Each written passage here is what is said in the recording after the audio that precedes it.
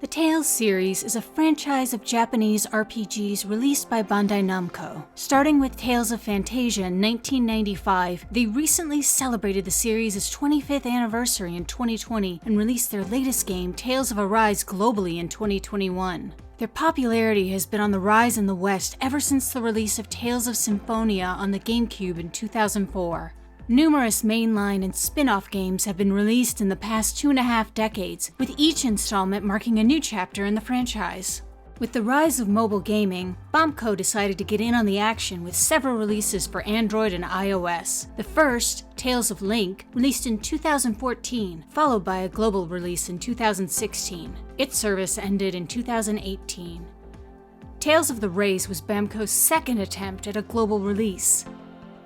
The game itself came out in early 2017 in Japan, while releasing in North America on July 24, 2017. Less than a year later, on May 29, 2018, the global version closed. And then there's Tales of Crestoria, which is a Japanese exclusive game that's actually still running. This one started before Rays, around the time of Link. I didn't get a chance to play Link or Rays when they released globally, but I talked with a few people who had. One told me that Rays had a story that was always pretty interesting and engaging, but also had really long breaks in between telling that story. The issue was that no one was really paying any money for Rays, because Rays gave you the units for free, and you were really rolling for arts and weapons, which meant that players didn't have the desire to roll as much for characters that they know and love. It's no real surprise, given that the global version closed in less than a year. Tales of Link, on the other hand, did have you pull for characters. A friend of mine noted that it had a power creep where you kind of needed to keep pulling for newer characters, because the old ones weren't strong enough to keep up with new content. Which brings us to Tales of Crestoria. Tales of Crestoria had a simultaneous worldwide release for both its Japanese version and its global version on July 15, 2020. Announced in the fall of 2018, it was initially set to be released in 2019 before a series of delays. It follows the story of Kanata Hyuger, a young, idealistic boy who has a strong sense of justice as he grapples with the meaning of sin. In the world of Crestoria, when someone commits a crime, others can broadcast it worldwide on their vision orbs, little orbs that they all carry, basically.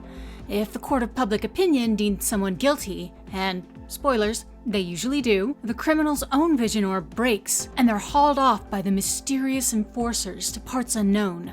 When he's convicted of a crime, Kanata manages to evade the enforcers and, with the help of the token pretty boy bastard Vicious, decides to live, even if it's a sin. Basically, the main cast are all criminals who've been found guilty of something, though whether they're actually guilty is another question entirely. It's genuinely a pretty deep concept for a game, in my opinion. What is sin? Was Kanata justified in his actions? Is mob mentality in this instance a bad thing? What if someone was falsely accused? The game explored all of these concepts. And most importantly, Kanata was never framed as being right. A lot of JRPGs will put their male protagonist up on a pedestal, but Crestoria genuinely wanted us to question Kanata's direction. Is he really as morally sound as he says he is? Or is there some sort of corruption arc at work here?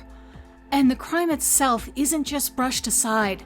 Kanata has to grapple with the fact that he killed his father, and the aftermath of it. He's not okay, and the game makes a point of showing us that. I don't want to say too much more about the story because honestly, I don't want to spoil anyone on it, with the manga set to be releasing at some point in the near future. But despite the game's flaws, the story is genuinely engaging, and the characters are all lovable and endearing in their own ways. Mikyu is the best though. The game itself featured a pretty interesting battle system. It had your basic attribute wheel, with light and dark countering one another. You could auto most of the story battles if your characters were decently leveled, so that wasn't really an issue. The battle system itself really shined during raids, extra content, and the arena. The way Crestoria works is that the higher your hit counter gets, the more damage you do. So ideally, your leftmost character will be some sort of hit generator, someone who can do a move that does 20 to 30 hits in one go. There were a few of them at the start, and they were never really heavy hitters. To the far right, you'd have a character who could nuke or do a ridiculous amount of damage. If you got the hit counter up to 70 plus hits, they would be insane. In raids, bosses would get break bars every few turns. If you failed to break the bar before the timer ran out, you'd get hit with a massive attack. However, if you did manage to break the bar, you could deal extra damage during that same turn. It became a game to figure out how you could time it so that you'd break the bar with your hit generators and then nuke the defenseless boss after that 70 plus hit combo. Arena was hit or miss because your opponent was always an AI controlling someone else's team, so they weren't always using the optimal moves in the optimal order. But this allowed for a lot of players to come up with some creative strategies to climb the ranks in the beginning. There were the Wildfire teams, the Daus Kronos combo, Poison with Dazal and Zavid. Crestoria's arena was pretty diverse in the beginning. With all of this in place, it seemed like Tales of Crestoria was poised to do pretty well. So what went wrong? Cards on the table. I played Crestoria regularly for a little over a year. For a while, I was obsessed with this game despite its flaws. It was my first Tales mobile game. I even threw some money at it for Gleamstone packs. No regrets there. The game could be a lot of fun, and I loved the story. A lot of what I'm going to talk about is stuff that I personally experienced, but there are many, many more reasons as to why this game failed to connect with audiences and retain the player base it had.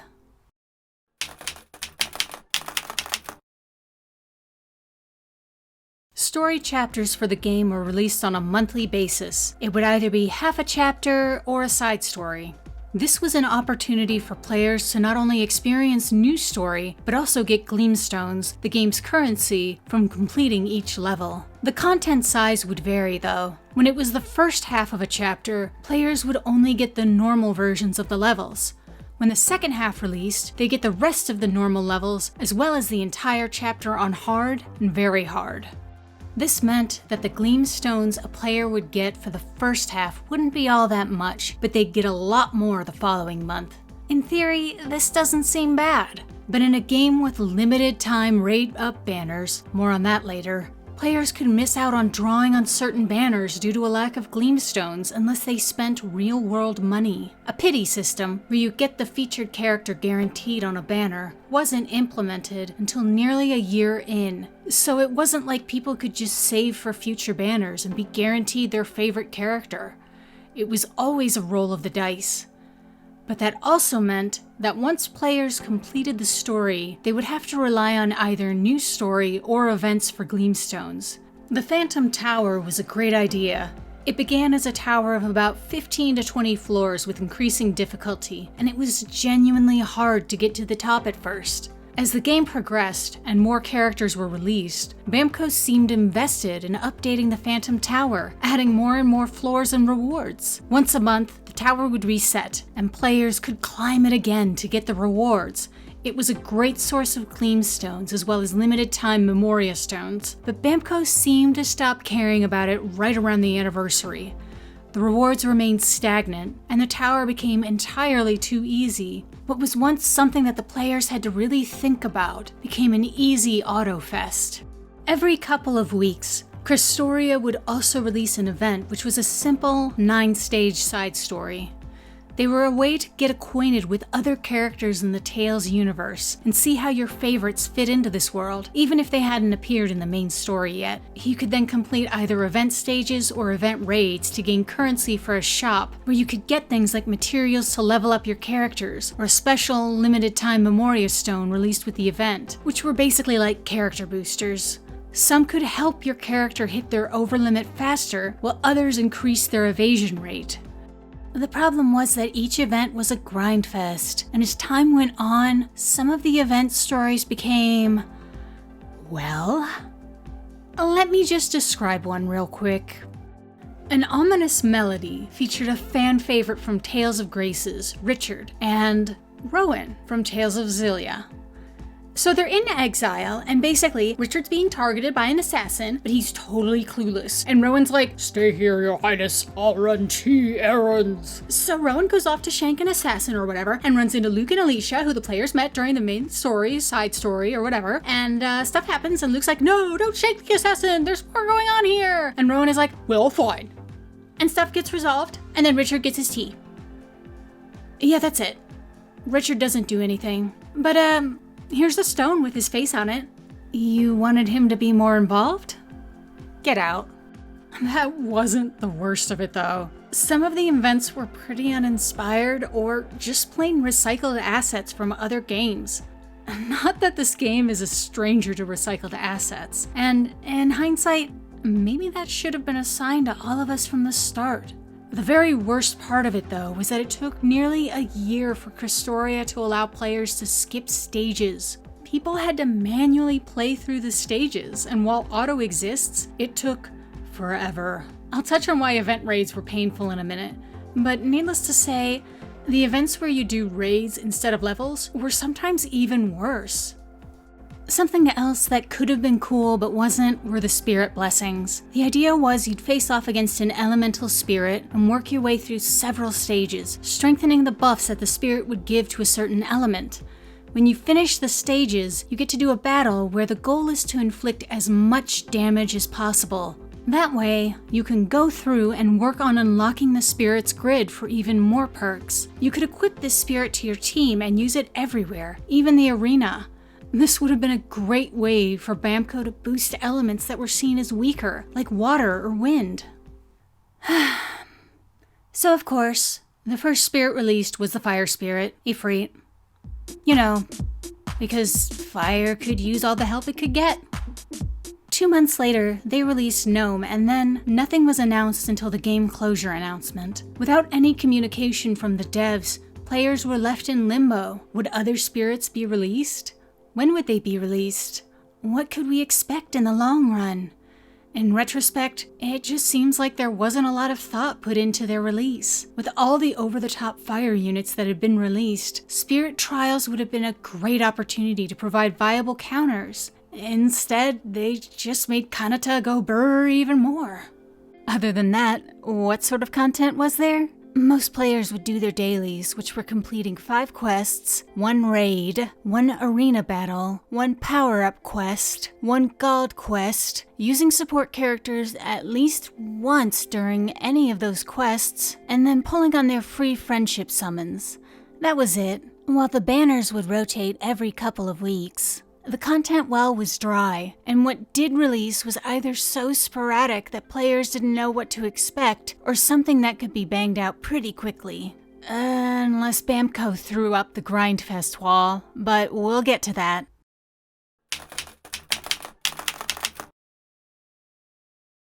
Remember what I said about raids earlier? Raids are, by far, the biggest thing that I've read player complaints about.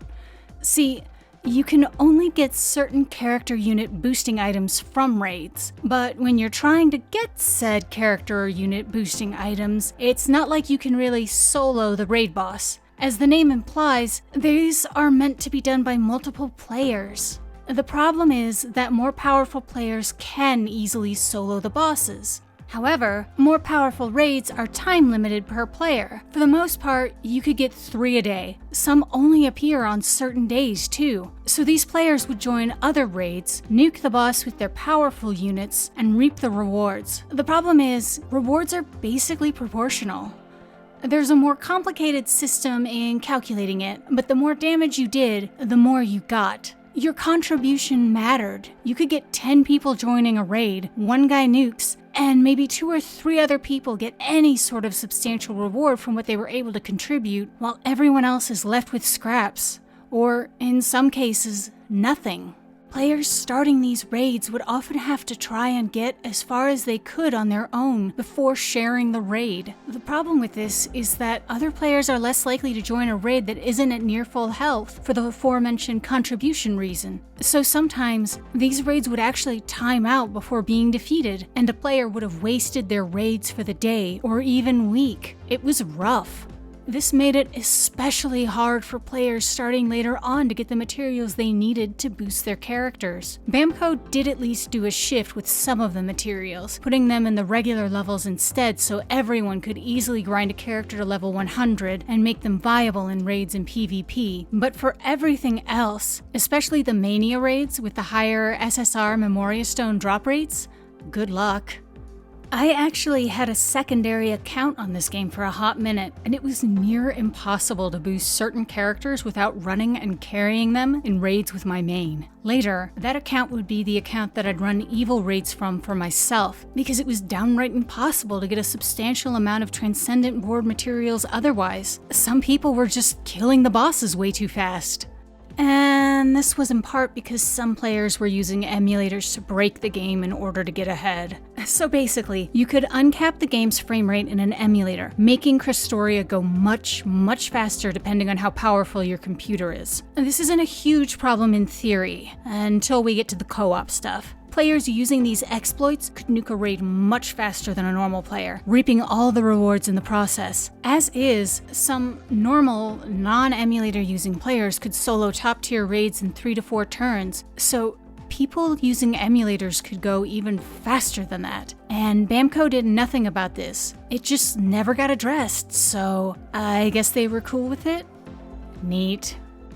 Needless to say, when Namco released the Transcendence board for characters that unlock some ridiculous panels, people did not have fun with those evil raids that you needed to do to get said materials. It wasn't fun for events either when you needed to do a certain amount of damage to get the event shop currency, but the boss died before you could get there. At least the event raids became more and more trivial as time went on. I will say that one good thing Namco did for raids was introduce the triple boost feature. For example, you could do one raid, but use 3 AP instead of 1 AP, and get triple the rewards at the end based on your performance. It took some of the tedium out of the grinding. It was still a slog because of all of the other issues, but at least it wasn't as much of a slog as it could have been.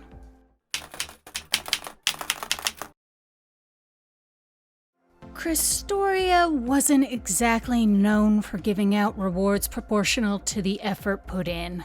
Let me explain. Every week, as long as you did 40 battles in the arena, you'd get a rewards bonus in the form of gleanstones and arena points. The rewards varied depending on where you ranked, so it could be pretty difficult to break in some of the higher tiers for top rewards because of how competitive it was. As an example, back when I played regularly and did anywhere from 50 to 60 arena battles a week and had a 90% win rate or higher, I would break into the top 1,000 and get about 1,000 gleamstones. So that isn't even enough for one multi, and this is after they buffed the rewards. It was much less before.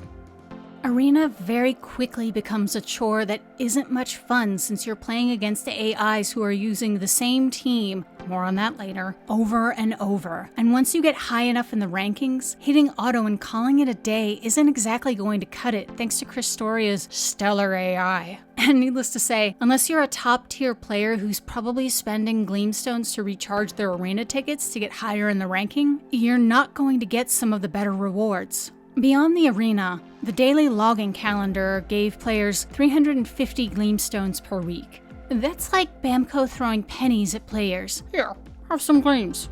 Go buy yourself something nice at the dollar store. The rewards for daily tasks were actually a lot worse before they got buffed nearly a year in, but even then, you get maybe 100 gleams between them and the time box. Now, the game does have missions you can complete to get rewards, and though they start getting a lot harder and pay out less as you run out of content. It should also be said that you do get rewards as you level your affinity up with characters, including gleamstones. You can get 1100 gleamstones from this if you max out a character. It seems like something that the devs meant to have payout over time, as affinity is gained very, very slowly. It also only counts for new characters, so if you've maxed out all your old ones and haven't gotten lucky with your pulls, well, sucks to be you.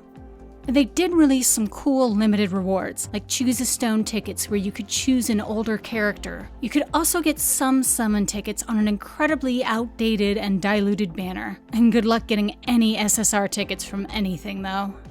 And the thing is, the game actually removed extra rewards. There used to be a special incentive in the form of limited time missions, where the game would give you gleamstones and whatnot for completing new content during a certain period of time. However, starting around Chapter 9, they removed that incentive, even after advertising for it briefly. Super cool of you, Namco. The SSR rates on the banners is 5%. Now, don't get me wrong, 5% is good compared to other games. However, when you're only getting enough gleams from non-story content to do 1 pull per week, not so great. If RNG isn't on your side, you won't see any SSRs. This became a massive problem for some players as power creep set in. The SSR characters were much more powerful than the SR ones that you saw semi-frequently from these pools. So if you weren't getting any of the SSRs, you weren't getting anywhere. As a free-to-play player, you can't expect to roll on every banner and get every SSR, and that's just the name of the gacha game. On the other hand, no one could have predicted how fast the power creep would set in, and after the anniversary, a good number of players no longer had gleamstones stashed away that they could save for that perfect banner. Additionally, Tales of Crestoria didn't even have a pity system until June 2021. The other problem was that with every banner, Namco felt the need to shove in nearly every single SSR they've ever released.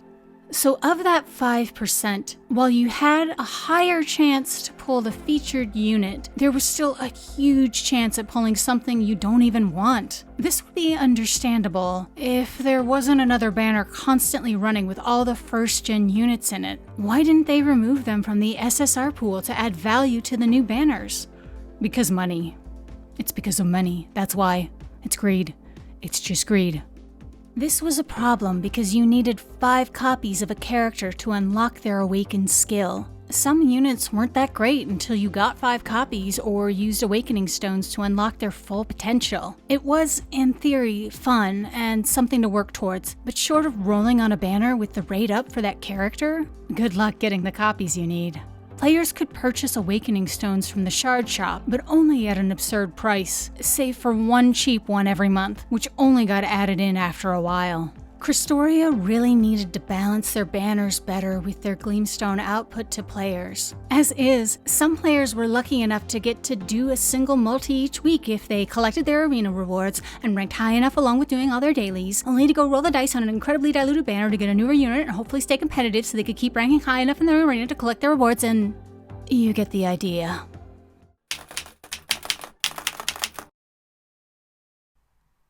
While we're going to start by covering the special units, we'll talk about the anniversary ones later. Don't worry, I'm getting to that. You know what you did! The broken units actually started with the EX units, specifically Daus and Barbatos. Daus was a great hit generator for the time, and under the right conditions, Barbatos could utterly nuke a boss, which was something unheard of at the time.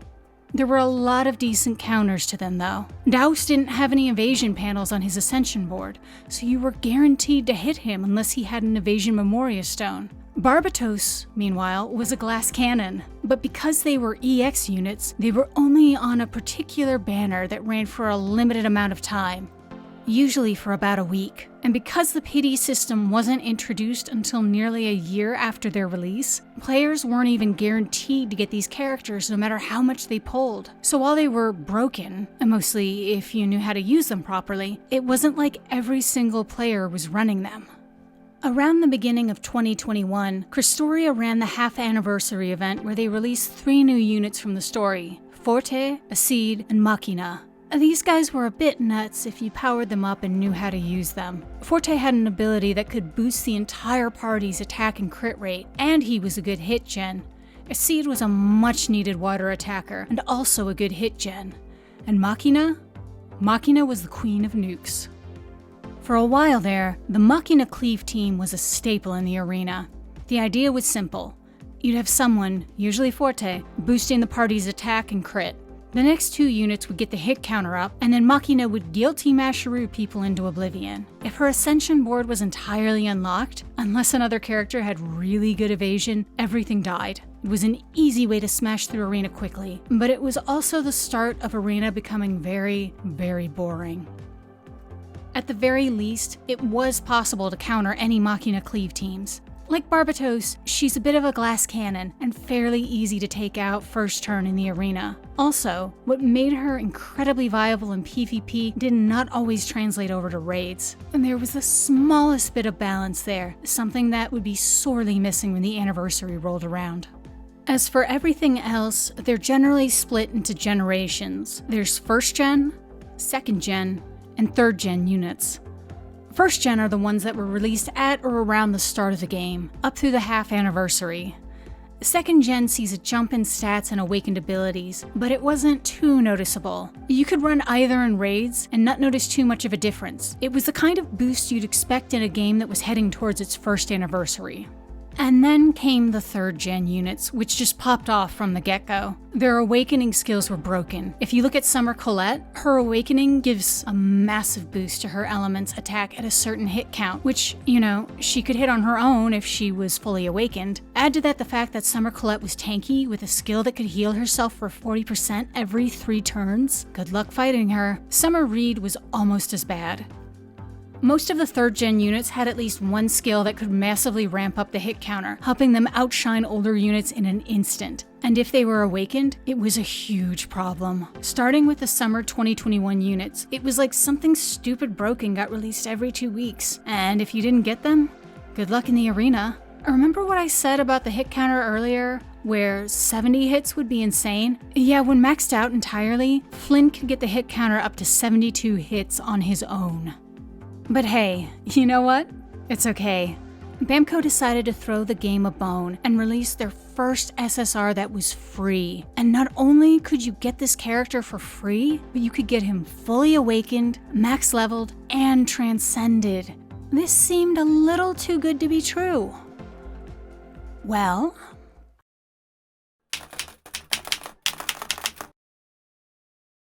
yeah, so I did this so you don't have to. During the summer of 2021, Crestoria released a quest called Veteran Ties. In it, you could pick up a free unit, Sorey, Shepherd in Black. He was a pretty good unit, so it seemed great. But of course, there was a catch. See, when you initially got him, you'd only be able to get him up to level 50. To get him to reach his full potential, well... It just so happened that after his release, I had a lot of free time. I was very, very bored and very, very curious. It's fine, I thought. Clearly, the wiki just makes it look worse than it is, I thought. Oh no. Let me explain. So the thing is, Crestoria characters can go up to level 120 with 5 awakening stones needed to be max awakened, and thus get their passive. AP is the stamina this game uses. If you are level 100 like me, because I am a silly girl who did some crazy shit a few months back, so Crestoria, max out at 100, get the character, but you can only level him up to 50. To get to 60, you basically have to do 60 stages. You have to do 60 stages at 20 AP each. To get the material to unlock it. To get to 80, you have to do 60 stages. At 25-ish AP each, you have to do 60 stages. To get to 100, at 25-ish AP 60 stages. At 30-ish AP each. Fortunately, I can just refresh stamina with gleams, and there's a net gain so far because I get gleams from the levels. Understanding it correctly, the very last stages are 50 AP each. My game just crashed from the tedium. For every stage you do, you get 10 gleam stones. It costs 40 gleams to refresh your AP. So right now, at 30 AP per stage, I average 5 runs netting 50 gleams, then spend 40 to refresh. I wish they had an auto-repeat feature. Please, put in an auto-repeat feature. That would be great. Why won't you do that? So then you get to the Incision Board quests, and it's 120 levels total. 120 levels. 5 of each element before making you unlock paddles. Then in the next round, the AP goes up by quest for 35, so I'm technically not gaining 10 gleams every single rotation. Second round is 7 quests each element, and when it goes to round 3, then you have to actually think, which sucks. Also, they don't give you the awakening stones until the end, so even as you get him up past level 100, he is still weak as shit. So when you get to the Transcendence board, it's 180 missions total. And after you do those 180 missions total, then you get the awakening quests, where there are 50 missions at 50 AP each. It's like Jackass, but with gacha. Okay, so to get the awakening stones, you have to complete 5 dark stages, 5 light stages, and then 10 fire, water, earth, wind stages. You gather up to 10 awakening stones, and then they can awaken him at that corresponding level. It's really dumb. It's really dumb. Even worse, it's at the point where the enemy is strong enough and the AI is dumb enough that I'd had to manually do a couple levels. This was not worth it, but at least it's pretty. Okay, so I took Rokurou out of my water team and put Sorey in and did a mania raid. He did not hit over limit before the first break bar, but I had it for the second one, and this is what happened. He wasn't even the optimal way to beat this boss because of how long it took to get his mystic art. I could usually do it once he got his first break bar with Rokurou in Sorey's place. In the end, the free Sorey was the same thing that Crestoria had offered before. A boring grind with no strategy involved. And because it was for a free character who could be kind of broken in the right circumstances, and they made it into a super grind fest. It didn't have to be like that. They could have given out one copy for free and added him to the draw pool. There are other games that are literally like Oprah with free characters. There were ways to overhaul this into something more fun. Great idea, poor execution. Poor execution.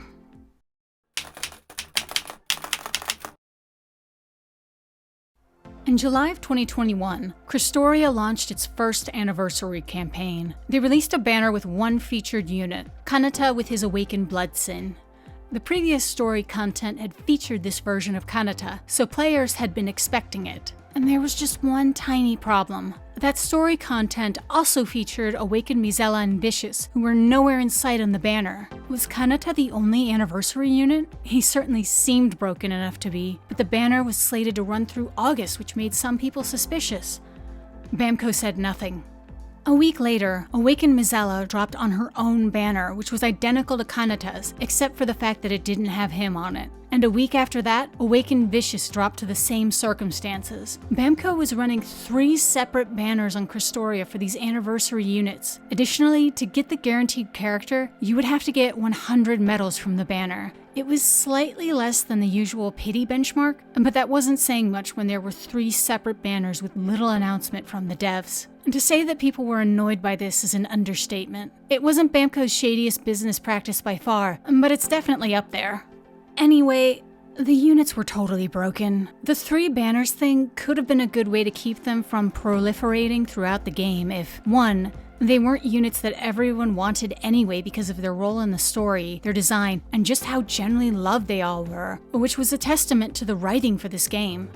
2, if it wasn't an obvious cash grab move due to point number 1. And 3, the fact that the banners ran for over a month. Nearly everyone got Kanata, who was by far the most broken of the 3, though Vicious and Mizella could easily make him even more broken.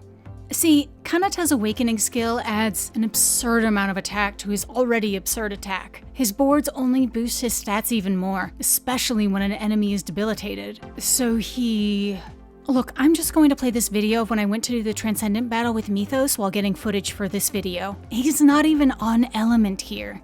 And this is supposed to be some of the hardest content in the game that requires strategy. I guess Kanata is the strategy. Mizella could get the hit counter up to insane levels on her own, while also healing the entire party and boosting their attack. Vicious was no slouch either, capable of inflicting debilitate on everyone, and then inflicting massive damage because of how his board works. It's almost funny at first, until you bring them into what's supposed to be the most difficult content in the game, and they decimate it in seconds because of how broken they are. There still wasn't any new content outside of half a chapter and a small extra event that players would grind to get exchange shop items. The rewards were generous, like Awakening and Ascension Stones, but, of course, everyone fed that stuff to their broken anniversary units to make them even more broken. Except for me. I fed mine to Forte because I'm an idiot. From then on, content was trivial. Kanata go brrrr was how the game was played, and there was no fixing it. They tried upping the difficulty with the last event by giving a boss a health boost and making it immune to things like debilitate, so Kanata wouldn't nail it on the 3rd turn, but the rewards weren't nearly proportional enough with the challenge, which meant that no one cared. The challenge was also severely lacking in fun, requiring a specific type of unit that, surprise surprise, just so happened to be in the latest banner. It was also a month-long event, which meant that people really didn't care to finish it, and the game closure announcement went up within 2 months. This was a solid attempt at curbing people from relying on the broken anniversary units, but there was no follow-through.